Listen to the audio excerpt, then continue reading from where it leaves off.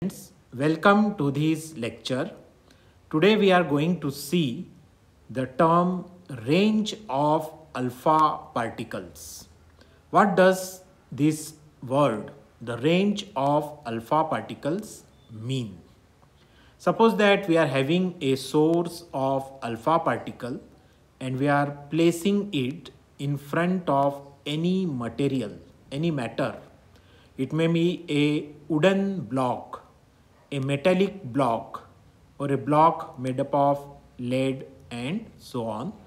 Then in that case, the alpha particles penetrate into that matter and it will continue to travel forward, move forward in that matter.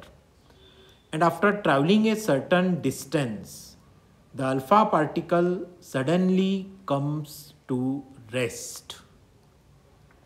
In that case, the distance traveled by the alpha particles before it suddenly comes to rest is called the range of alpha particles. Now, after traveling a distance which is equal to the range of alpha particles, what happens? The velocity and the energy of alpha particles suddenly becomes zero. And that is the reason that it suddenly comes to rest. And when it comes to rest, there is no motion, alpha particle does not move forward. In that case, no collision takes place with surrounding medium. Hence, there is no ionization of the medium. And if you are using an ionization chamber to locate these alpha particles, then the ionization current which is produced in that case, it will also be equal to zero because collisions have stopped. And collisions have stopped because the alpha particle is not moving. Now the range of alpha particle is the distance traveled by the alpha particle before it suddenly comes to rest. That is the range. And this range of alpha particle, it depends on the energy of alpha particles.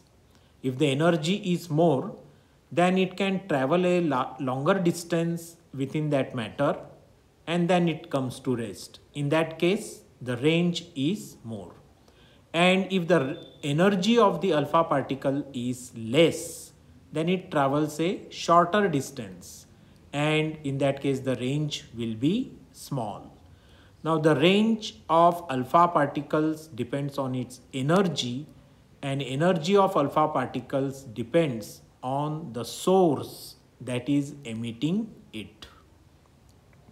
So, range of alpha particle depends on the source that emits the alpha particle.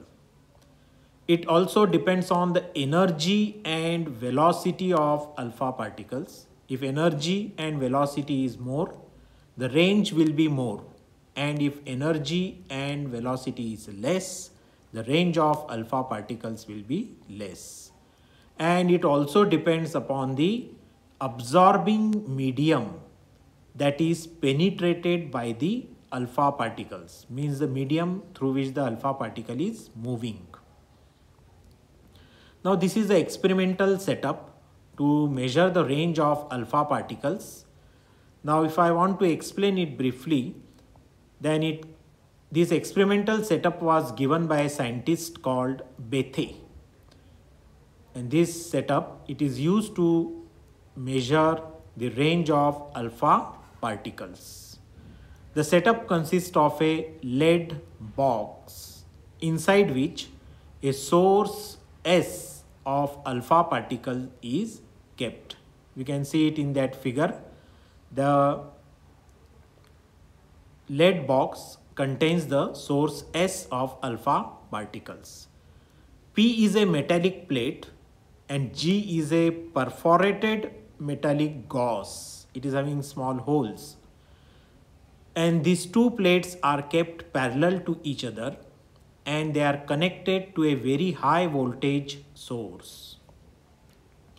An ionization chamber is kept in between these metallic plates P and G. So here in this figure, we can see the metallic plate P and the metallic gauze G. It is perforated, means it is having small holes so that alpha particles can penetrate or go through it. And in between these two metallic plates P and G, an ionization chamber is kept. And you can see in the figure that the metallic plate P and the metallic gauze G, they are connected to a very high voltage source. And in between them, there is an electrometer to measure the ionization current. Now let R be the distance between the radioactive source S and the ionization chamber. The distance R between the source and the ionization chamber is changed, and for each value of R, the corresponding ionization current is in the electrometer is noted down. So we are changing the distance between the source and the ionization chamber, and for each distance we are noting down the ionization current that is shown in the electrometer. A graph is plotted between the ionization current on the y-axis and the distance r on the x-axis. The graph which is obtained, that is called the Bragg's curve, since it was first given by Bragg, or it was studied by Bragg. The curve which is obtained is called the Bragg's curve. And this slide shows the Bragg's curve. It is nothing but a graph drawn between ionization current I on the y-axis and a distance r. R is the distance between source and ionization chamber on the x-axis, and this is the nature of the graph that is obtained.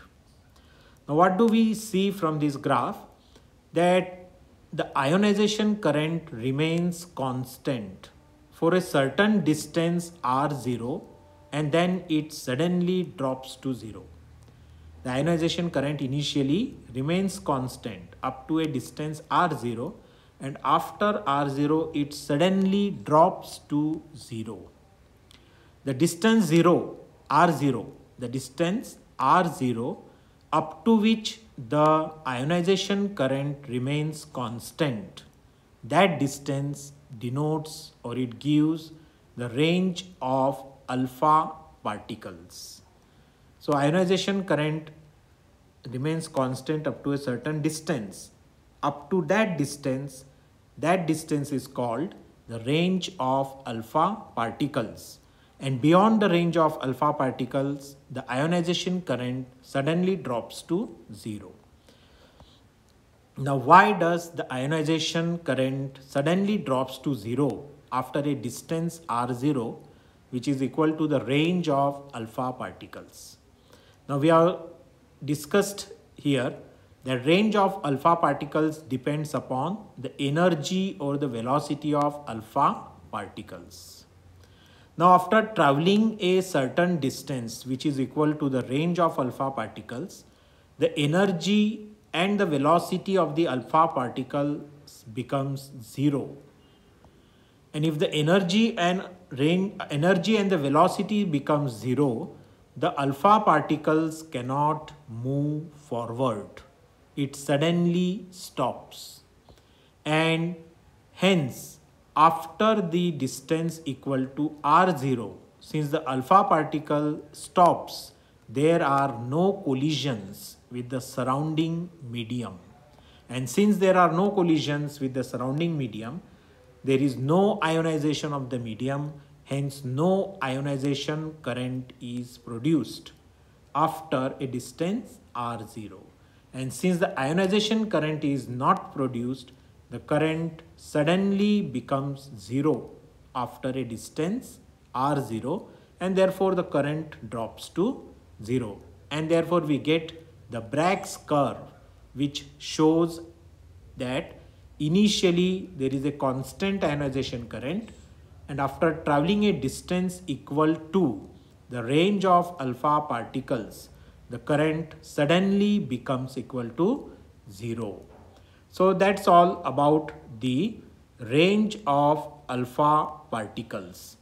And just note down that range of alpha particles depends on the energy of alpha particles, which in turn depends on the source, the inner source that produce the alpha particles, which also depends on the velocity or energy of alpha particles.